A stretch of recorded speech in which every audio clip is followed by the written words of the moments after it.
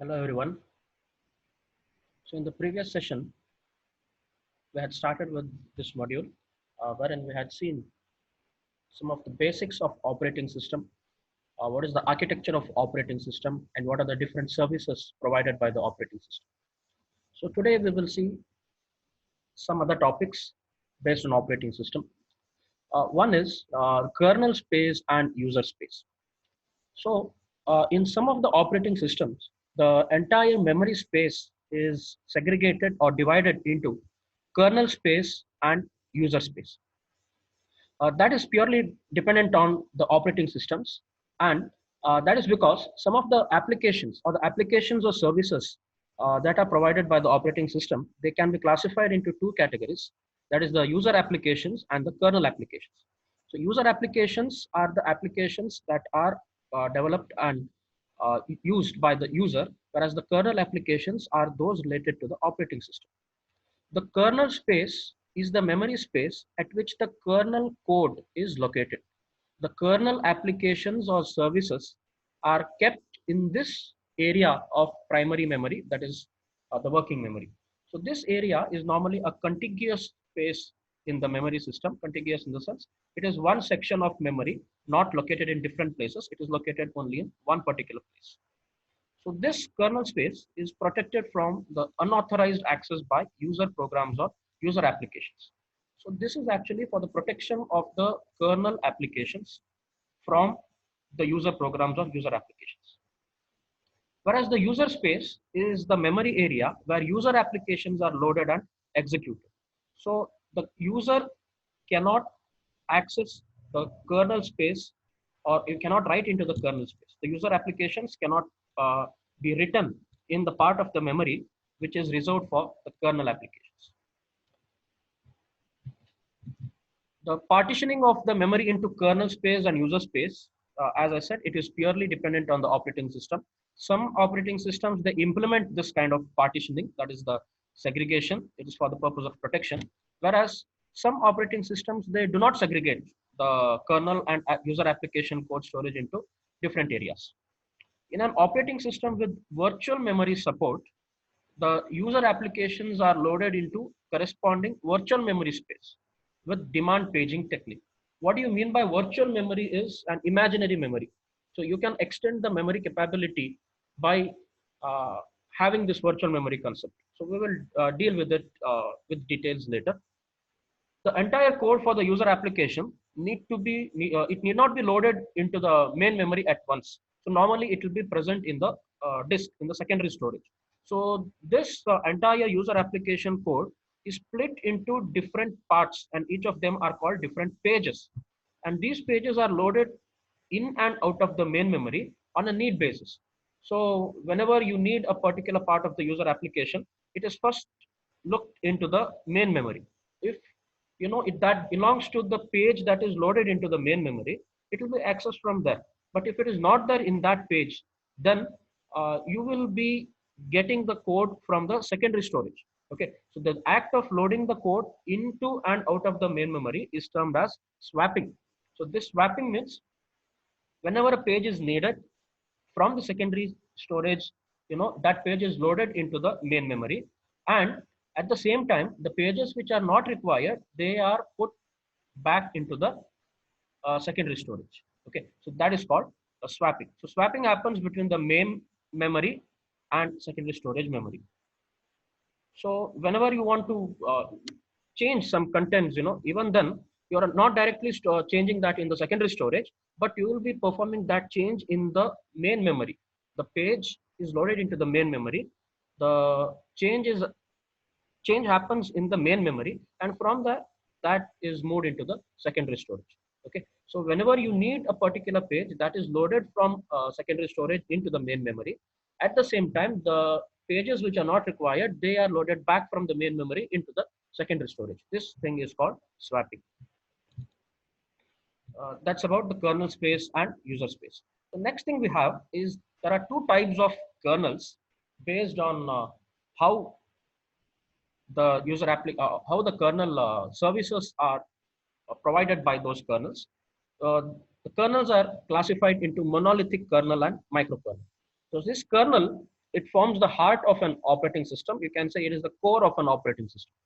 So there are different approaches which are adopted for building an operating system's kernel. Okay, so based on the design of the kernels can be classified into monolithic kernel or microkernel. So as the name suggests, monolithic kernel means it is a single layer kernel. In monolithic kernel architecture, all the kernel services run in the kernel space. So here all kernel modules run within the same memory space under a single kernel thread. Okay, so there is a single kernel thread which is running. They will be occupying same memory space, and all the kernel modules they run within the same memory space. So the advantage of having this kind of a monolithic kernel or a single layer kernel is the tight internal integration of the kernel modules.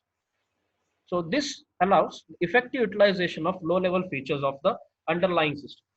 Okay, but the drawback is that if there is any error or failure in any one of the kernel modules, this will lead to the crashing of entire kernel application, because the entire kernel is running as a single thread. If there is one failure or one error in one of the kernel modules, the entire kernel application will crash. Okay, the examples of monolithic kernel, you can say the Linux kernel, Solaris, MS-DOS kernels. These are all the examples for monolithic kernels. So if you want to have a representation or visual representation of how a monolithic kernel looks like is, so this is the monolithic kernel, a single layer where all operating system services are running in kernel space.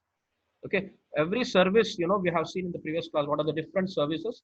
So all those services they run in the kernel space. Okay, over these the applications are built, right? They are all present in the single layer. So this is the model of monolithic kernel. The disadvantage is that if one of the kernel module fails, the entire kernel application crashes. Whereas the other kind of having a kernel is a microkernel. As the name itself suggests, microkernel means it is a small kernel. You might have studied about this in operating system.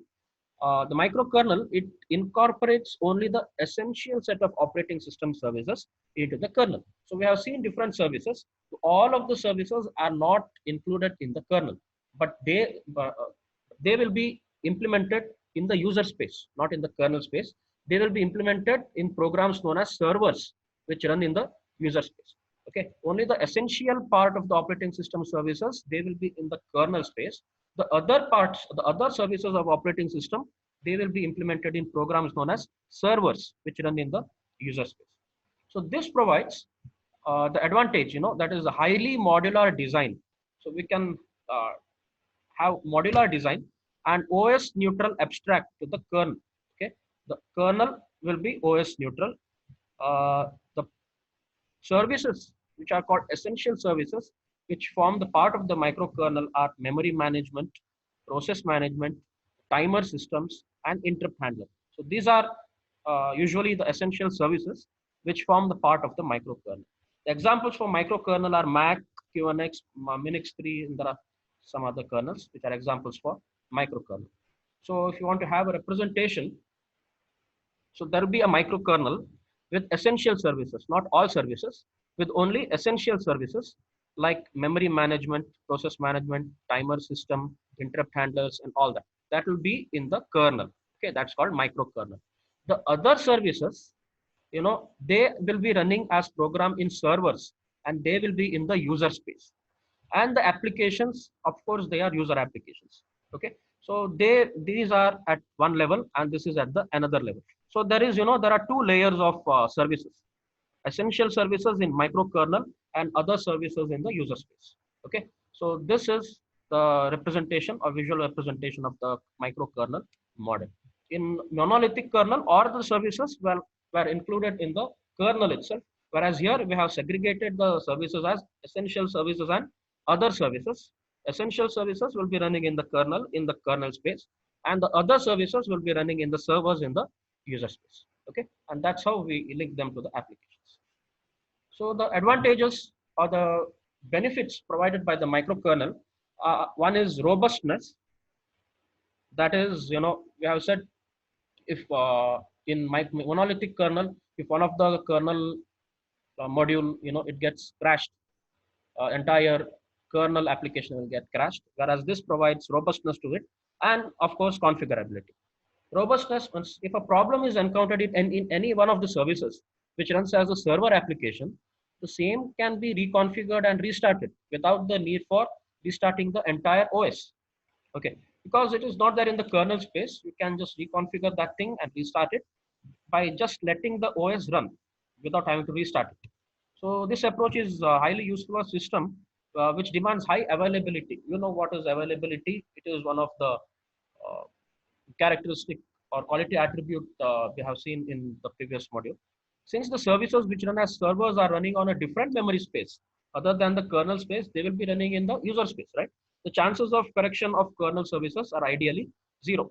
If at all that service which is running in the server in the user space, if there is an error or some problem in that, it does not do any harm to the microkernel, which is in the different memory space. Okay, so that is one of the benefits of using a microkernel. The other one is configurability. That means any service which runs as server application, it can be changed without the need to restart the whole system. The system means the kernel application will be running in the kernel space. If at all we have any service which is in the server application, that is in the user space, it can be configured. The system uh, it can be configured without having to restart the whole system. So this makes the system dynamically configurable. Dynamically configurable means while the system is running itself, you can configure it. Okay, so these are the advantages, you can say, or the benefits of using microkernel.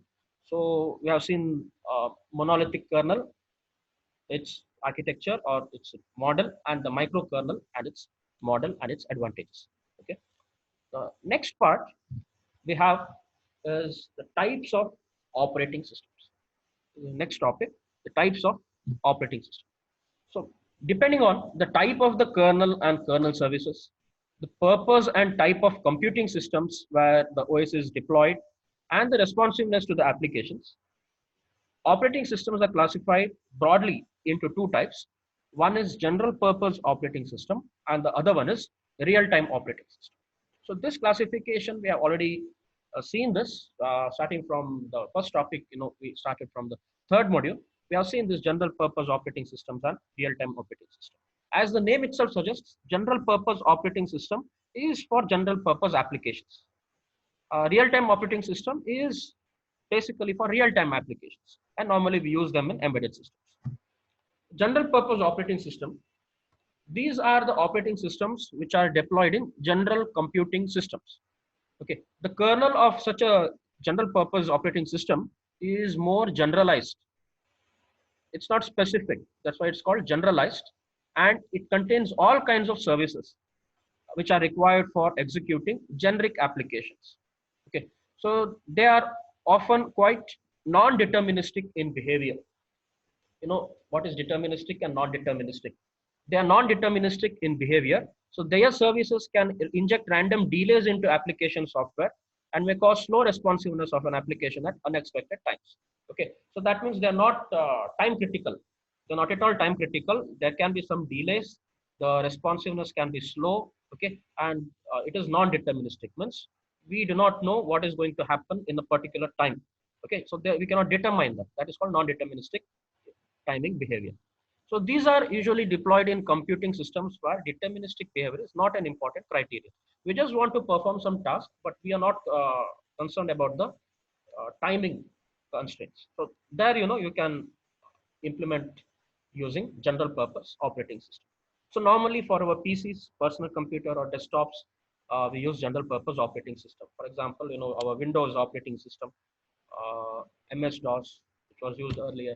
At present, Windows 10, even that is a general purpose operating system. And as I said, your Android is also a general purpose operating system. Okay. So next category is real-time operating system. So real-time implies deterministic timing behavior.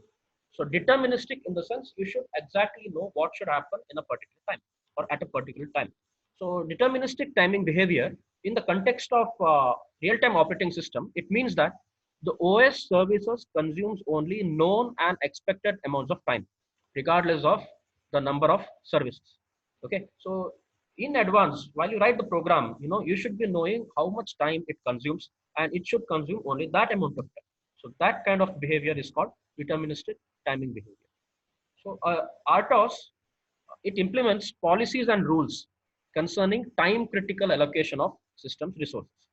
So the RTOS decides which application should run in which order and how much time needs to be allocated for each application.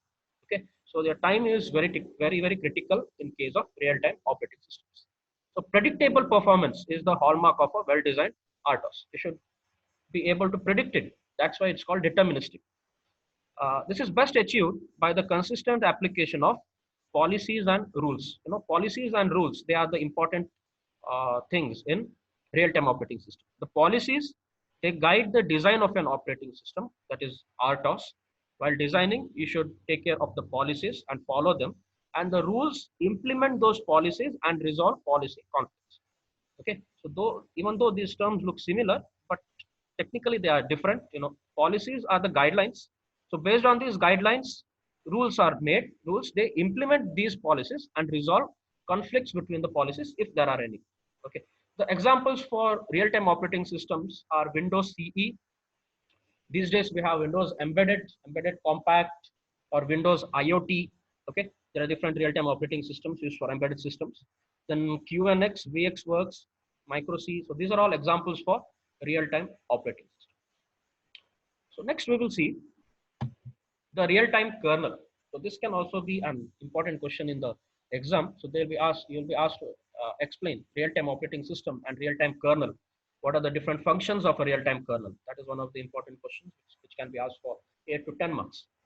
So real-time kernel, in the sense, the kernel of a real-time operating system. That is called real-time kernel.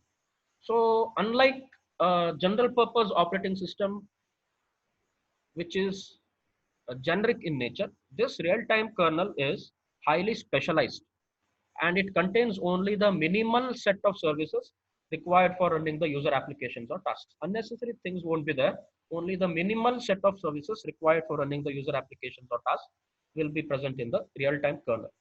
The basic functions of a real-time kernel are task or process management, task or process scheduling, task or process synchronization, error or exception handling, memory management, interrupt handling, and time management. Okay, so these are the basic functions. So we will see these functions one by one. The first function of a real-time kernel is task or process management. Process management, right? So we have seen most of these in your operating system, but here we will see with respect to real-time operating system. So this task or process management service or the function, it deals with these things. One is setting up the memory space for the tasks. Okay, setting up the memory space. For each task, you have to set up certain memory space for the tasks. Loading the tasks code into the memory space. Once you set the memory space, you load the code of that particular task into that memory space. Then allocating resources, system resources for the tasks, right? Each task needs some resources, allocating them. Then setting up a task control block for the task, or for process control block. For a task control block, right? Which is used to hold information that is corresponding to a particular task. Then after the completion of the task, termination or deletion of that particular task or process. So these are all the things done by task or process management function. So this task control block, or TCB, it is a part, or it is a block which is used for holding the information related to a particular task. So it contains different fields. The TCB contains different fields, you can say. One is the task ID. ID stands for identification. Each task will have its own ID, and this field will indicate the identity of the task, that is task ID. Next is task state. You know, different tasks or processes, they have their own different states, right? And they can change from one state to another, that is called state transition. So we will come to that later. So this task state field, it will hold the current state of the task. Okay, for example, if a task is ready to execute, then this field will be ready, will hold the value for ready, which means that particular task is ready for execution. Then task type, this indicates what is the type of the task. Okay, the type of the task, maybe it may indicate like hard real-time task or soft real-time task or a background task. Okay, so that is the type of the task. Next, task priority, this field will indicate the priority of the task. If the task priority is 1, That means the task has the priority 1. Okay, so least the number, highest the priority, right? That is the uh, thing in priority. Next, task context pointer, pointer for context saving, right? When you want to switch between tasks or processes, you need to save certain context. So this indicates task context pointer. Next is task memory pointer. This is the pointer to the code memory, data memory, and stack memory for the particular task. Okay, so it will hold the address of where the memory is there for this particular task. Then task system resource pointer, pointers to the system resources like the semaphores or mutex. So we will see what this means used by the task. Okay. Then task pointers, pointers to the other TCBs. TCBs for preceding, next, and waiting tasks. You know, at a time, multiple tasks might be running, right? So the other tasks which are running or which should be running next or which was running before, so those, the identities or task IDs of those tasks will be saved in the task pointers, and there might be some other relevant task parameters, they will be saved in other parameters. Okay, so these are the different fields of a task control block, that is TCB.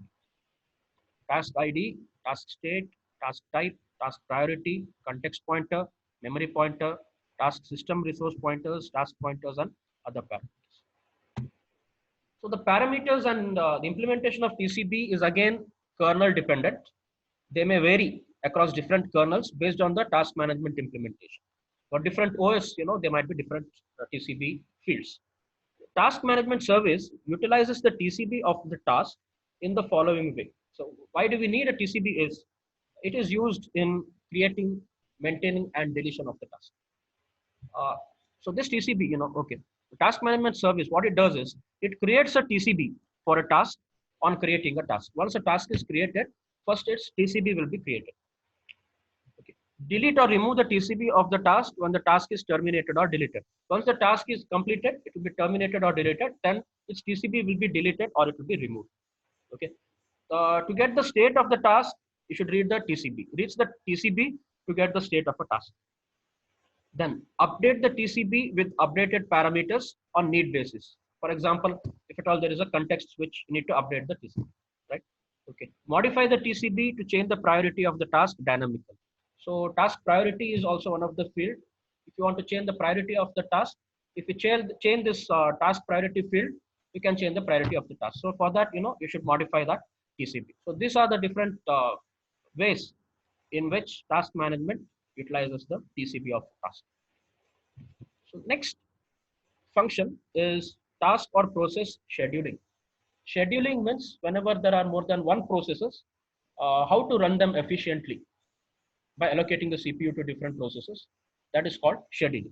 So this scheduling deals with sharing the CPU among various tasks or processes. A kernel application called scheduler handles the task scheduling. There will be an application called scheduler which does this scheduling task.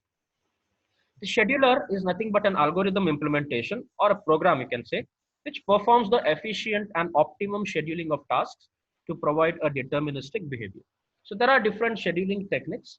So some may be preemptive or some may be non-preemptive scheduling techniques. So we will see some of the examples in the coming classes. Next function is task or process synchronization. So as you know, there will be multiple tasks running. So they should be properly synchronized. So this function, it deals with synchronizing the concurrent access of a resource. Means if different tasks want to access the same resource, then there should be some means to synchronize that, which is shared across multiple tasks and the communication between various tasks. Also the tasks, you know, they communicate using different communication methods. So all those require task or process synchronization. Next, you have error or exception handling function. So there can be some errors or exceptions, right?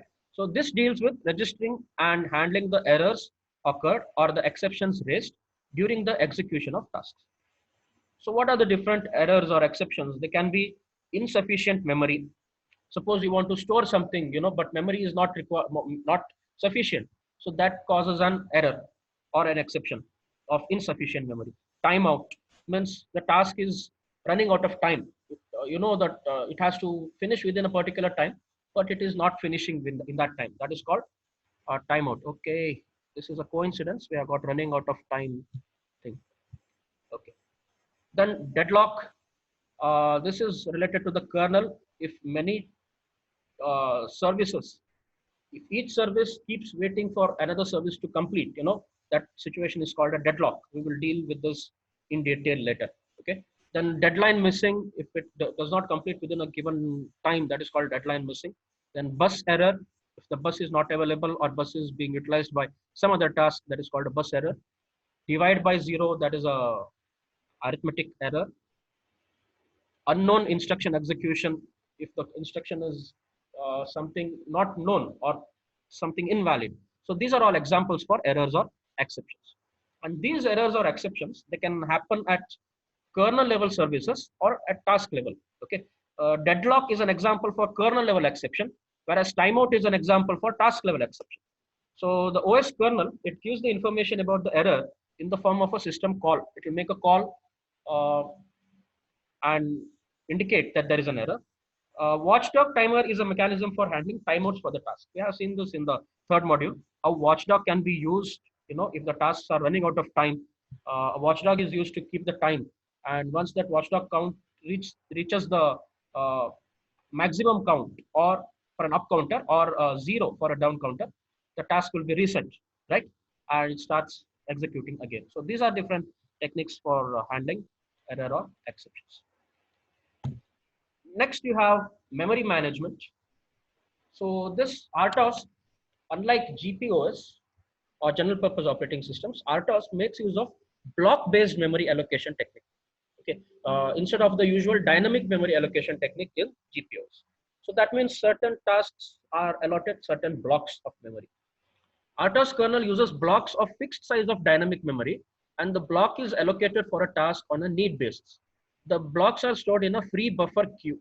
Okay, to achieve predictable timing and avoid timing overheads, most of the RTOS kernels, they allow tasks to access any of the memory blocks without any memory protection. Normally in RTOS, there will be no memory protection because here the an assumption is made that the whole design is proven correct and protection is not necessary. But in some commercial RTOS kernels, there will be memory protection available and that will be an optional thing. Okay.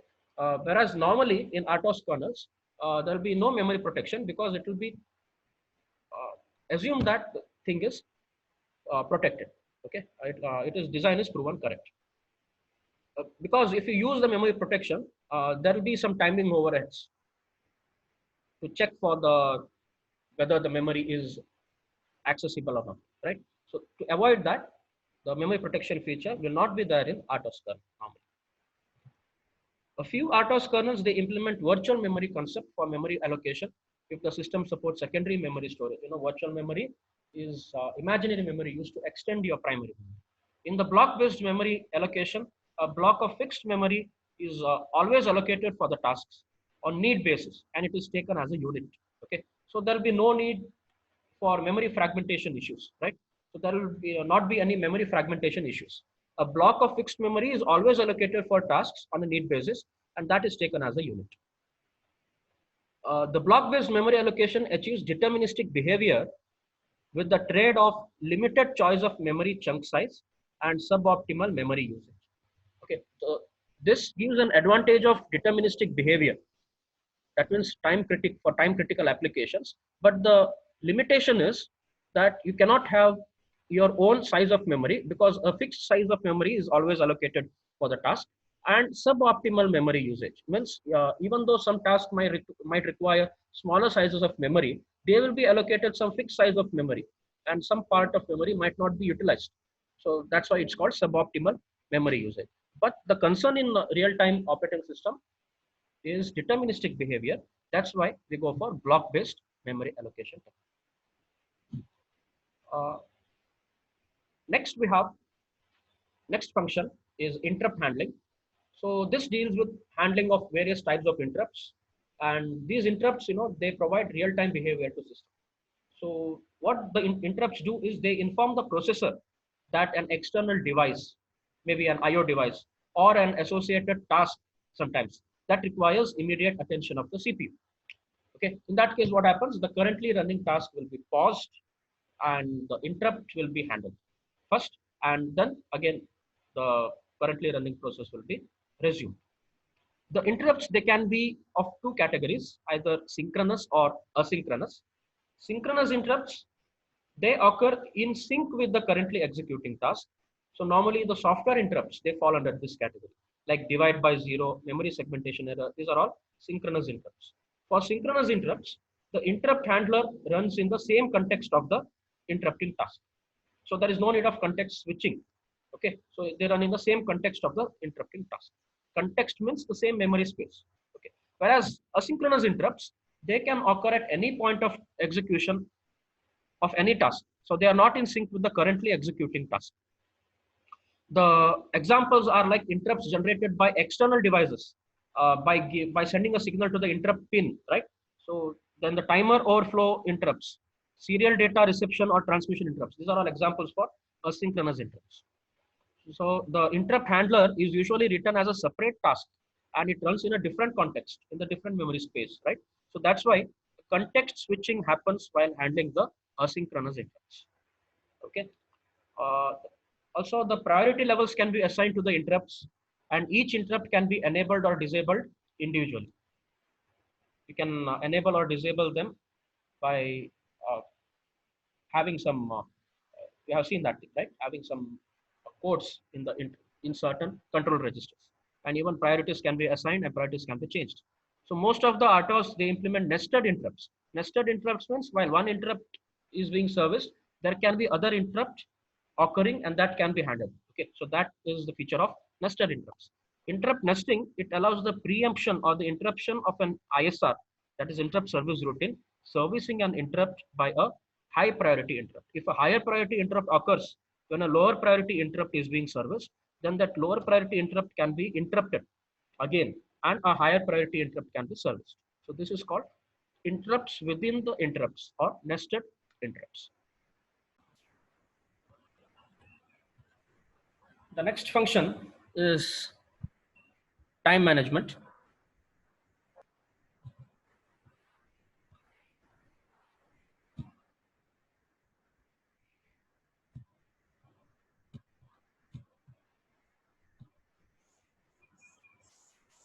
So accurate time management is essential for providing precise time reference for all applications.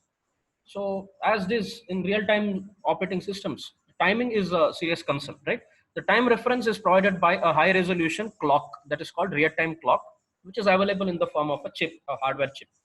So this hardware timer, it is programmed to interrupt the processor or controller at a fixed rate.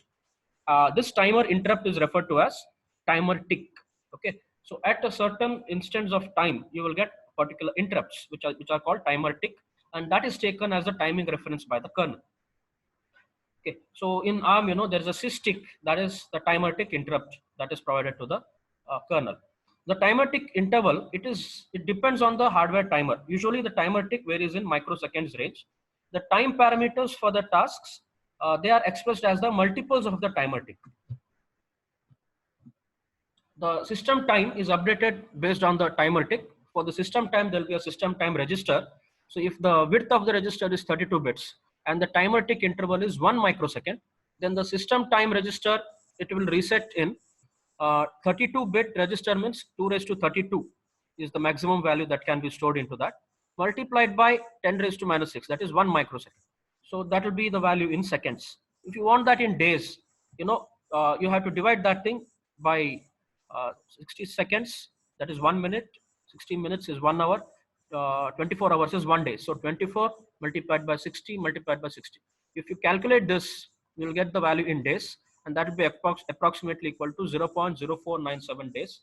So if you multiply by 24 to get that in hours, you get 1.19 hours. That means in this much time, your system time register will reset. If the timer tick interval is 1 millisecond instead of 1 microsecond, then instead of 10 raised to minus 6, you should multiply this by 10 raised to minus 3, and you will get it approximately 49.7, or you can consider it as 50 days. In approximately 50 days, this system time register will reset. Okay. So this timer tick interrupt, it is handled by the timer interrupt handler of the kernel, and the timer tick interrupt can be utilized for implementing these actions. So those actions are to save the current context, that is the context of the currently executing task, what are the different registers used, what are the values of them, okay. uh, those things are saved in the current context. Then increment the system time register by 1. The system time register will keep the time based on the timer tick interrupt. Whenever one interrupt occurs, the system time register will be incremented by 1. And if it runs out of the maximum range available, you should generate an error, right? Generate timing error and reset the system time register if the timer tick count is greater than the maximum range available. Then the next action is update the timers implemented in the kernel. Okay, update the timers means you can increment or decrement the timer registers. Suppose it is like up register, you have to increment it. Suppose it is a down register, you have to decrement it, right? Uh, Depending on the count direction. If the count is like count up, you have to increment the registers with the count direction setting as count up. And if it is a count down, you have to decrement the registers. So this way you have to update the timer registers. Then activate the periodic tasks which are in the idle state. Some tasks might be periodic, which are running at certain intervals. So they have to be activated after particular time. So this is done by the timer tick interrupt. Then invoke the scheduler and schedule the tasks again based on the scheduling algorithm. Some tasks, they are like preemptive scheduling tasks. So in preemptive scheduling, they will be run for particular instance of time of for particular duration of time, right? So at that time you have to run the tasks and schedule them. Then delete all the terminated tasks and their associated data structures. So this is also done by the timer tick interrupt. Terminated tasks, they have to be deleted, and their associated task control blocks or other data structures, they have to be deleted or removed. Then load the context of the first task in the ready queue. So this is also done by the timer tick interrupt. The context of the first task that has to be executed, that has to be loaded. Due to rescheduling, the ready task might be changed to a new one from the task, which was preempted by the timer interrupt task. Suppose the timer interrupt task happens, the task which was in the ready, its state might be changed to a new one, right? So that has to be again, the context has to be again loaded, right? So that is also done by the timer tick interrupt. So these are the different actions that are done by the timer tick interrupt, and this actually finishes the concept or the topic of real-time kernel, wherein we have seen the different functions, that is task or process management, task or process scheduling, task or process synchronization, error or exception handling, memory management, interrupt handling, and time management.